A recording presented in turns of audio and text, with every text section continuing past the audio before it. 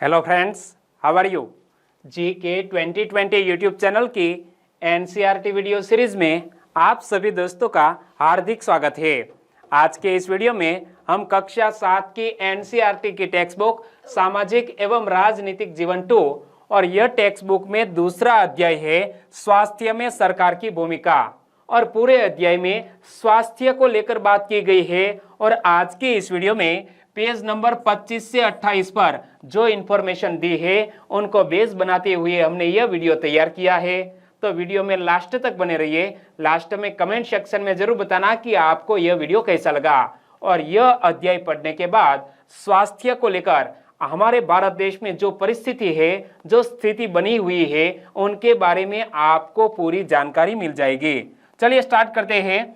सामाजिक एवं राजनीतिक जीवन 2 कक्षा 7 की एनसीईआरटी की टेक्स्ट बुक, दूसरा अध्याय है स्वास्थ्य में सरकार की भूमिका।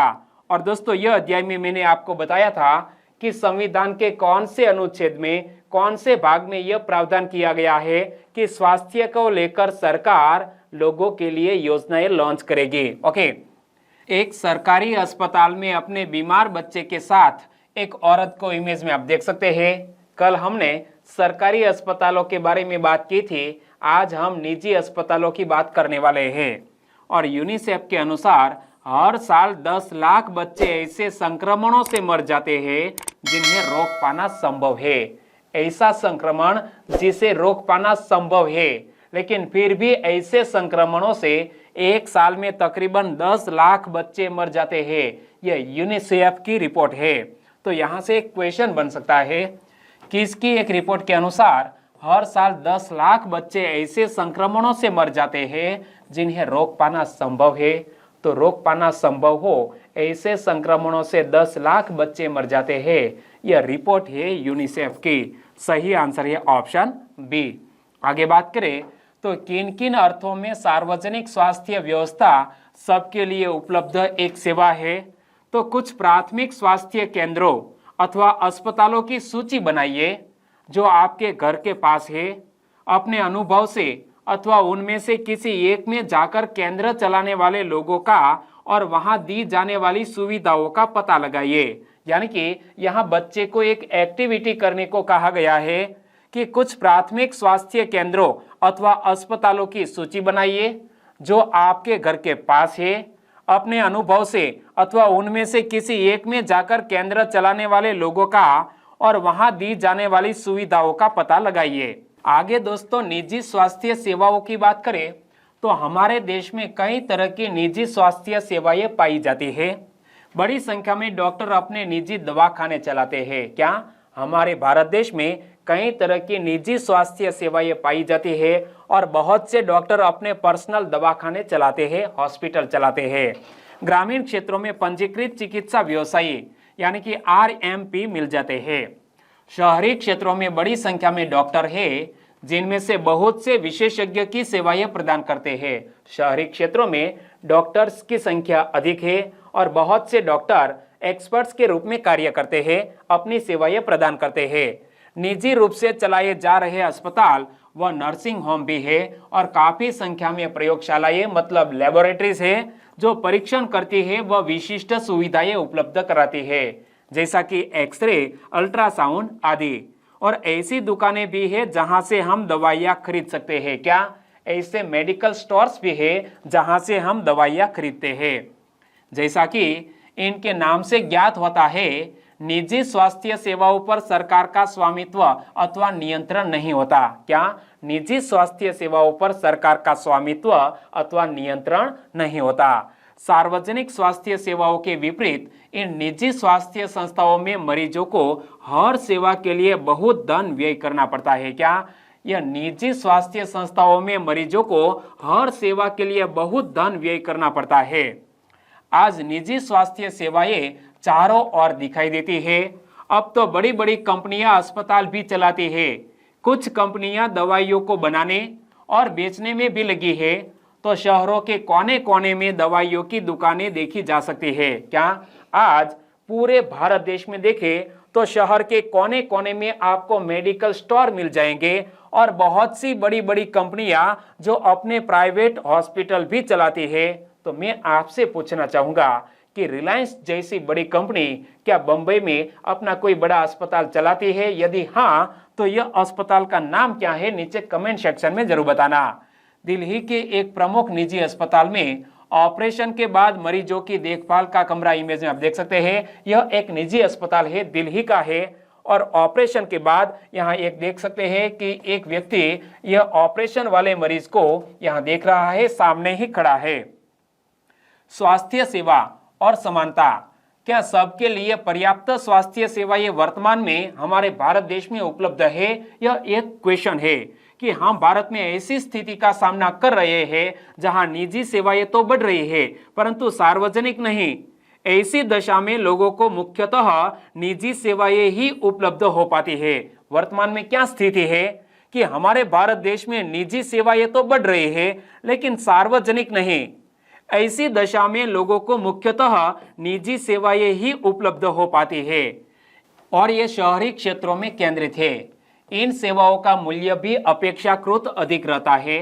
दवाइयाँ महंगी होती है, बहुत से लोग उन्हें खरीदने में समर्थ नहीं होते और इसीलिए जब परिवार में बीमारी होती है तो उन्हें ऋण लेना पड़ता है। हमारे भारत देश में तकरीबन 60% से अधिक लोग गरीब है और गरीब परिवार में जब बीमारी होती है तो उन्हें क्या करना पड़ता है? ऋण लेना पड़ता है। कुछ निजी सेवाएं अधिक कमाने के लिए प्रायः ऐसे कार्यों को प्रोत्साहित करती है जो सही नहीं है। आपने भी कोरोना महामारी में ऐसी घटनाएं सुनी होगी या तो देखी होगी कि कुछ निजी सेवाएं अधिक कमाने के लिए प्रायः ऐसे कार्यों को प्रोत्साहित करती है जो सही नहीं है। कई बार सस्ते तरीके उपलब्ध होने पर भी उनके प्रयोग नहीं किए जा सकते हैं। उदाहरण के लिए प्रायः देखा जाता है कि कुछ चिकित्सक जरूरत से ज्यादा दवाइयाँ, इंजेक्शन या सलाइन आदि की सलाह देते हैं जबकि साधारण इलाज भी पर्याप्त हो सकता है। क्या हमारे भारत देश में कई ऐसे डॉक्टर हैं जो जरूरत से ज़्यादा दवाइयाँ, इंजेक्शन या सलाइन आदि की सलाह देते हैं जबकि साधारण इलाज भी पर्याप्त हो सकता है?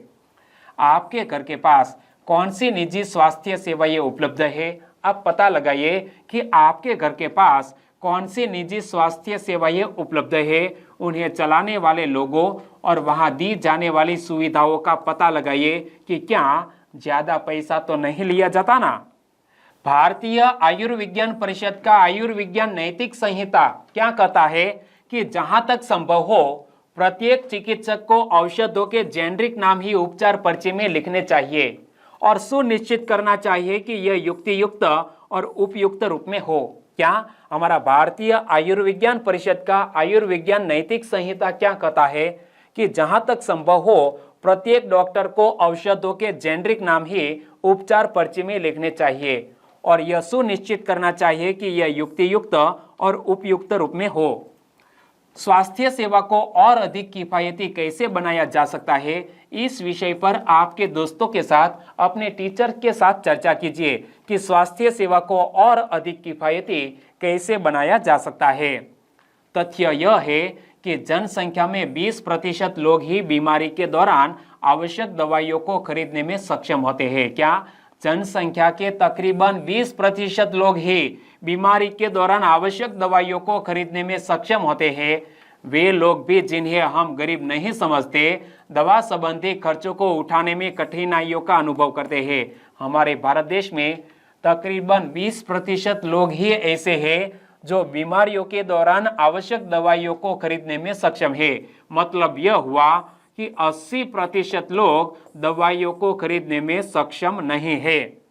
एक अध्ययन में यह पाया गया है कि जो लोग अस्पताल में किसी बीमारी या चोट लगने के कारण भर्ती होते हैं उनमें से 40% लोग खर्चों का भुगतान करने के लिए पैसे उधार लेते हैं या अपनी कुछ संपत्ति बेचते हैं।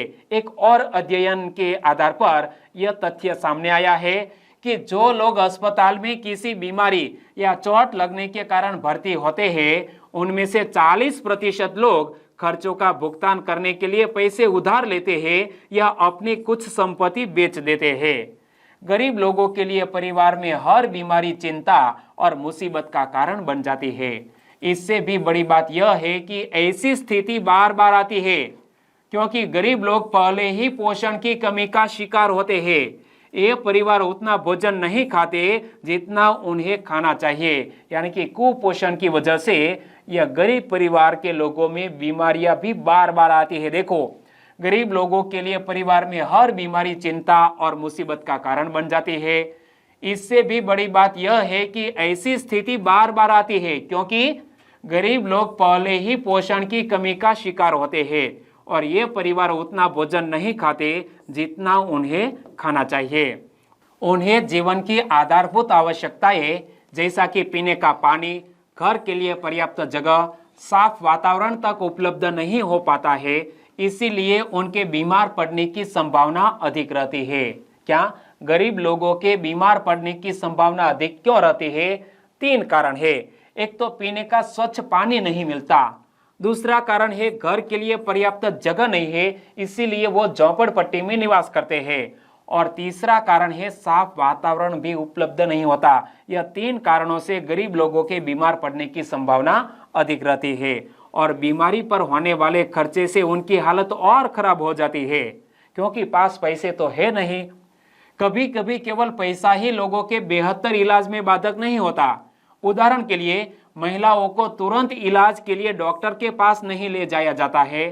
कई आदिवासी क्षेत्रों में स्वास्थ्य केंद्र कम है और वे भी अच्छी तरह नहीं चलाए जाते हैं। वहां निजी स्वास्थ्य सेवाएं भी उपलब्ध नहीं है। तो दोस्तों, कभी कभी पैसा ही लोगों के बेहतर इलाज में बाधक नहीं होता। यहाँ एग्जाम्पल दिया गया है कि महिलाओं को तुरंत इलाज के लिए डॉक्टर के पास नहीं ले जाया जाता है। कई आदिवासी क्षेत्रों में स्वास्थ्य केंद्र कम है और वे भी अच्छी तरह नहीं चलाए जाते हैं और वहाँ निजी स्वास्थ्य सेवाएं भी उपलब्ध नहीं है। क्या किया जा सकता है? हमारे भारत देश में यह स्वास्थ्य सेवा के सुधार के लिए क्या किया जा सकता है? तो इसमें कोई संदेह नहीं है कि हमारे देश में लोगों के स्वास्थ्य दशा अच्छी नहीं है। हमारे भारत देश के लोगों के स्वास्थ्य की दशा अच्छी नहीं है, इसमें कोई संदेह नहीं है। यह सरकार का उत्तरदायित्व है कि वह अपने सब नागरिकों को, विशेषकर गरीबों और सुविधाहीनों को गुणात्मक स्वास्थ्य सेवाएं प्रदान करे। हमारे सरकार की जिम्मेदारी है, उत्तरदायित्व है कि वह अपने सब नागरिकों को, विशेषकर गरीबों और सुविधाहीनों को गुणात्मक स्वास्थ्य सेवाएं प्रदान करे। फिर भी लोगों का स्वास्थ्य जितना जीवन की आधारभूत सुविधाओं पर और उनकी सामाजिक स्थिति पर निर्भर है, उतना ही स्वास्थ्य सेवाओं के ऊपर भी। इसीलिए लोगों के स्वास्थ्य की दशा सुधारने के लिए दोनों पक्षों पर कार्य करना आवश्यक है। ऐसा करना संभव है। अगले पृष्ठ पर दिए गए उदाहरण देखिए, यानी कि आगे मैं आपको बताने वाला हूं, लेकिन यहाँ हमें समझाया गया है कि दोनों पक्षों पर कार्य करना आवश्यक है। दोनों पक्षों में एक पक्ष है सरकार का और दूसरा पक्ष है लोगों का। लोगों के बीच अवेयरनेस फैलनी चाहिए और सरकार के द्वारा गुणात्मक परिवर्तन करना चाहिए स्वास्थ्य क्षेत्र में। ग्रामीण इलाकों में अक्सर एक जीप ही मरीजों के लिए चलता फिरता दवाखाना बन के आती है। इमेज हम देख सकते हैं। शहरी क्षेत्रों में तो बड़े बड़े अस्पताल है, लेकिन ग्रामीण इलाकों में अक्सर एक जीप ही मरीजों के लिए चलता फिरता दवाखाना बन के आती है। इमेज में आप देख सकते हैं। इस गर्भवती औरत को एक योग्य डॉक्टर को दिखाने के लिए कई किलोमीटर पैदल चलना पड़ा। इमेज आप देख सकते हैं। यह भारत देश की ग्रामीण परिस्थिति को दर्शाता है। और यहाँ जब गर्भवती औरत की बात आई तो दोस्तों, दशरथ मांझी का एक फिल्म है मांझी द माउंटेन मैन, आपने देखा है। इनमें भी कुछ इसी तरह की घटना सामने आती है। और यह गर्भवती औरत को एक योग्य डॉक्टर मतलब गायनेक को दिखाने के लिए कई किलोमीटर पैदल चलना पड़ा। आगे एक केरल का अनुभव नामक आर्टिकल दिया गया है। केरल सरकार ने एक एक्सपीरियंस किया, कब? 1996 में। देखो, 1996 में केरल सरकार ने राज्य में कुछ महत्वपूर्ण परिवर्तन किए कि राज्य के पूरे बजट का 40% पंचायतों को दे दिया गया। इससे पंचायतें अपनी आवश्यकताओं को योजनाबद्ध कर उनकी पूर्ति कर सकते थे। इससे गांव के लिए पीने का पानी, आहार, औरतों के विकास और शिक्षा आदि के लिए उचित व्यवस्था सुनिश्चित करना संभव हो सका। केरल सरकार ने क्या किया कि अपने पूरे बजट का 40% पंचायतों को दे दिया और पंचायतों ने यह बजट का इस्तेमाल पीने का पानी, आहार, औरतों के विकास और शिक्षा आदि के उचित व्यवस्था सुनिश्चित करने में यह पैसे का यूज किया। और इसके फलस्वरूप जल वितरण व्यवस्था की जांच की गई, स्कूलों और आंगनवाड़ियों के काम को सुनिश्चित किया गया और गांव की विशेष समस्याओं पर ध्यान दिया गया। स्वास्थ्य केंद्रों में भी सुधार किया गया। इन सब कार्यों से स्थिति में सुधार तो आया। इतने प्रयत्नों के बाद भी कुछ समस्याएं तो बनी रही। कौन सी समस्याएं बनी रही? कि दवाइयों की कमी, अस्पतालों में अपर्याप्त बिस्तर, पर्याप्त डॉक्टरों का न होना आदि समस्याएं फिर भी बनी रही। कि राज्य सरकार ने पूरे बजट का 40% पंचायतों को दे दिया और बहुत सारी फैसिलिटीज भी केरल राज्य के गांवों में हो गई, लेकिन यह समस्याएं फिर भी बनी रही और इन समस्याओं को दूर करने की आवश्यकता है। अधिक जानकारी के लिए लॉग ऑन करें, यानी कि केरल सरकार की एक वेबसाइट दी गई है isjkerala.gov.in और दोस्तों अधिक जानकारी के लिए यह वेबसाइट पर आप लॉग ऑन कर सकते हैं। ऊपर दिए गए भारत के नक्शे में केरल राज्य को गुलाबी रंग से दिखाया गया है। इमेज आप देख सकते हैं कि यह जो भारत का नक्शा है और यहाँ गुलाबी रंग से केरल के नक्शे को दर्शाया गया है और इस पुस्तक के पृष्ठ 111 पर भारत का नक्शा दिया गया है। इस नक्शे पर अपनी पेंसिल से केरल राज्य की आकृति बनाइए, यानी कि आपको एक एक्टिविटी करनी है कि भारत देश के नक्शे में से आपको केरल राज्य की आकृति बनानी है। आगे बात करें तो आइए अब एक अन्य देश का उदाहरण देखें। जिस तरह हमने केरल राज्य का एग्जाम्पल देखा, उसी तरह एक और कंट्री का यहाँ एग्जाम्पल दिया गया है। स्वास्थ्य संबंधी मुद्दों पर उनकी कार्य पद्धति को हम जानते हैं। तो कोस्टा रिका का तरीका, यानी कि कोस्टा रिका एक कंट्री है। इमेज आप देख सकते हैं। कोस्टा रिका कंट्री ने स्वास्थ्य को लेकर कौन से कदम उठाए? देखो, कोस्टा रिका को मध्य अमेरिका का सबसे स्वस्थ देश माना जाता है। क्या? मध्य अमेरिका का सबसे स्वस्थ देश माना जाता है कोस्टा रिका। इसका मुख्य कारण उनके संविधान में निहित है। कई वर्षों पहले कोस्टा रिका ने एक बहुत महत्वपूर्ण निर्णय लिया था। क्या निर्णय लिया था? कि वे देश में सेना नहीं रखेंगे, देश में आर्मी नहीं रखेंगे। इससे उन्हें सेना पर व्यय किए जाने वाले धन को लोगों की शिक्षा, स्वास्थ्य और अन्य आधारभूत जरूरतों पर खर्च करने में मदद मिली। जो पैसे दोस्तों आर्मी पर व्यय किए जाने थे, यह आर्मी पर व्यय नहीं किए गए और उन्हीं पैसों से लोगों की शिक्षा, स्वास्थ्य और अन्य आधारभूत जरूरतों पर खर्च करने में मदद मिली। कोस्टा रिका की सरकार मानती है कि देश के विकास के लिए देश का स्वस्थ होना जरूरी है और इसीलिए अपने देशवासियों के स्वास्थ्य पर बहुत ध्यान देती है यह कोस्टा रिका सरकार। कोस्टा रिका की सरकार अपने सभी निवासियों को स्वास्थ्य के लिए मूलभूत सेवाएं व सुविधाएं देती है, जैसा कि पीने का सुरक्षित पानी, सफाई, पोषण और आवास। दोस्तों यह किसी भी लोगों की प्राइमरी जरूरतें हैं, जैसा कि पीने का सुरक्षित पानी मिलना चाहिए, सफाई होनी चाहिए, पोषण और आवास। यह भी कोस्टा रिका सरकार ने अपने लोगों को दिया और स्वास्थ्य की शिक्षा को बहुत महत्वपूर्ण माना जाता है और सभी स्तरों पर स्वास्थ्य संबंधी ज्ञान शिक्षा का एक जरूरी भाग माना जाता है, यानी कि शिक्षा में ही स्वास्थ्य संबंधी ज्ञान होना आवश्यक है। संविधान का एक महत्वपूर्ण हिस्सा यह कहता है कि पोषाहार स्तर और जीवन स्तर को ऊंचा करने तथा लोक स्वास्थ्य का सुधार करने का राज्य का कर्तव्य है। हमारे संविधान में दोस्तों यह प्रावधान किया गया है संविधान के भाग 4 में कि पोषाहार स्तर और जीवन स्तर को ऊंचा करने तथा लोक स्वास्थ्य का सुधार करने का राज्य का कर्तव्य है। और यह इमेज को देखिए, क्या लिखा है? गोल 6 यानी कि सस्टेनेबल डेवलपमेंट गोल 6 क्या कहता है? लोगों को पीने के लिए स्वच्छ जल मिलना चाहिए, रहने के लिए स्वच्छ वातावरण मिलना चाहिए। यहाँ पर लिखा है क्लीन वाटर एंड सैनिटेशन। तो मैं आपसे पूछना चाहूँगा कि यूनाइटेड नेशंस डेवलपमेंट प्रोग्राम के द्वारा यह कितने सस्टेनेबल डेवलपमेंट गोल्स तय किए गए हैं, नीचे कमेंट सेक्शन में जरूर बताना। वीडियो को खत्म करते हैं। पूरे अध्याय में हमने स्वास्थ्य के बारे में बात की। वीडियो वाकई में अच्छा लगा, हेल्पफुल लगा तो आपके दोस्तों को फेसबुक, व्हाट्सएप या टेलीग्राम के जरिए इस वीडियो की लिंक शेयर करना मत भूलिएगा। कल मिलते हैं एक नए अध्याय के साथ, नए टॉपिक के साथ। तब तक के लिए टेक केयर एंड जय हिंद।